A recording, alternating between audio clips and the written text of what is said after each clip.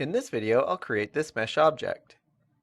Before I get started, I'll change to the 3D modeling workspace. This gives me easy access to the most commonly used 3D modeling tools. Now I have the solid, surface, and mesh tabs available on the ribbon.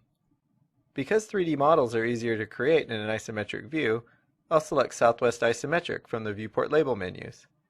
I could also click the corner of the View Cube tool. Next, I'll select the wireframe visual style from the Viewport label menus to make sure I can see all edges of the model. Now I'm ready to get started. First, I'll select the Mesh tab, then the dialog box launcher, and set the number of tessellation lines.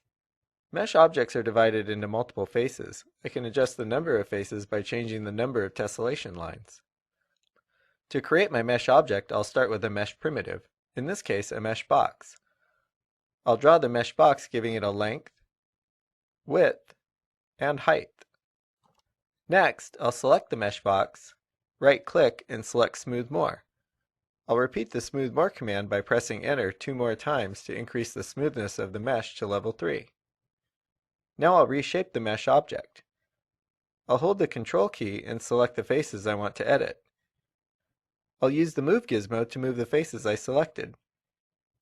Notice the yellow highlight on the gizmo? This indicates whether the movement will be constrained along the X, Y, or Z axis. Next, I'll right-click over the Move gizmo and select Rotate gizmo to add more curve to the object. Now the yellow highlight shows the plane of rotation. I'll use Add Crease to remove the smoothness from the selected faces and create sharp edges. Next, I'll select the mesh object, right-click, and select Refine Mesh to increase the level of smoothness. To get a better idea of how my mesh will look, I'll select the Conceptual Visual Style from the Viewport label menus. Finally, I'll hold down the Shift key and mouse wheel button while moving the mouse to orbit around my mesh object.